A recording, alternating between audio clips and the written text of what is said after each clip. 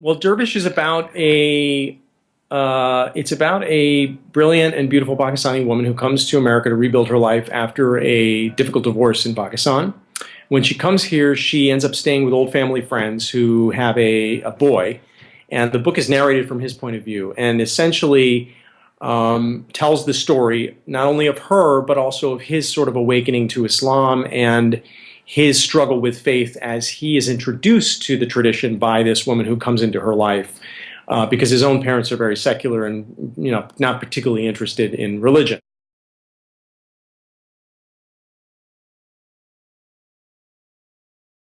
If the book feels authentic, it's because it's drawn from personal observation. So I think I wanted to be true as much as possible to various points of view that I did encounter growing up and that I still encounter. But there was also a conscious thing, which was the book is sort of structured as a confrontation between three basic points of view about faith. And so one is the rationalist humanist rejection of faith, and then one of them is a sort of literal orthodox adoption of the rule-bound faith, and then the last is sort of the personal mystical interpretation of faith. And so the book is kind of not kind of, the narrative is generated from the conflict that those 3 points of view, as they come into contact and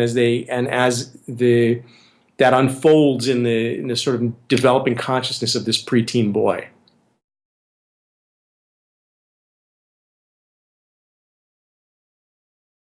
Yeah, to be sure. I mean, the book is an attempt to,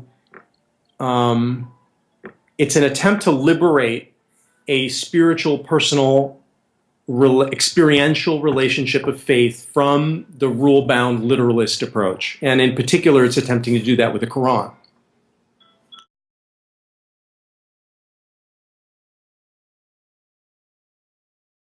I put a lot of myself in a way. I mean, the story's fiction. So that story didn't happen. Right? But the sort of metaphorical movement from introduction into the faith is sort of early adolescence, and then sort of the death of that childhood relationship to faith, and then the sort of rebirth of the opening of something in my early 20s. All of that is something that Hayat goes through, and that's something that I went through. So I'm trying to track a real story that happened to me, but through sort of fictional characters in fictional events.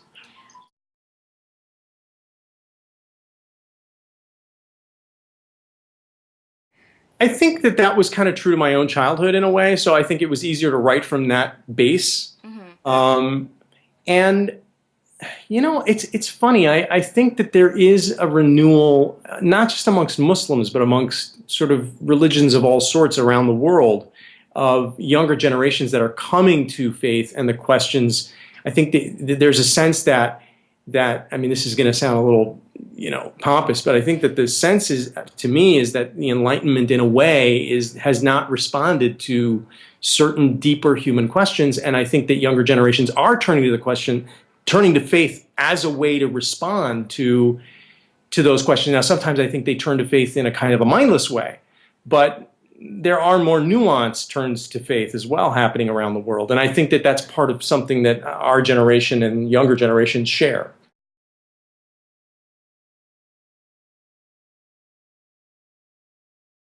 Well, I think the question of what it means to be American is part of what the story's about. It's an immigrant story, and I think that every generation of Americans sort of goes through the immigrant narrative, which is the sort of rupture with the old tradition and a renewal, a self-creation. And I think that the book charts a lot of different versions of that narrative, and also a community of people, some of whom are trying not to do that. They're trying to hold on to a different experience of identity.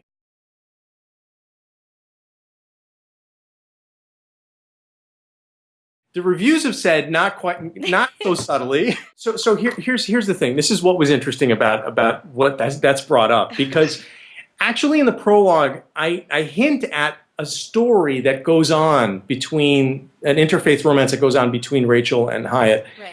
And my intention there wasn't to say that there's a sequel coming. My intention was to say that that relationship would have a life.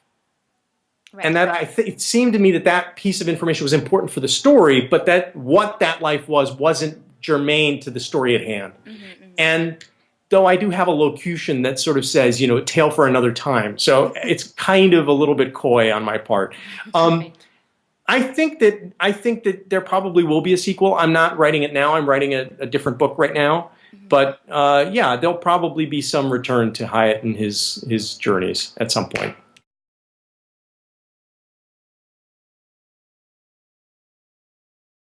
Sure, I have a bunch of stuff going. I have a couple of plays going up. One in Chicago here at the end of the month in January, which is actually has been announced as a pre-Broadway run, which means I think if it does well here in Chicago, then we may be going back to New York.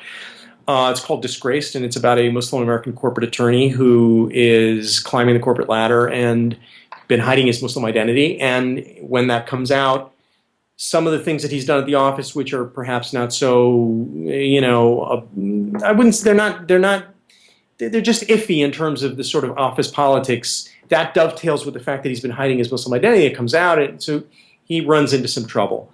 And then I have a play going up in St. Louis called The Invisible Hand at the Repertory Theater of St. Louis in March, which is about global finance and militant third world politics.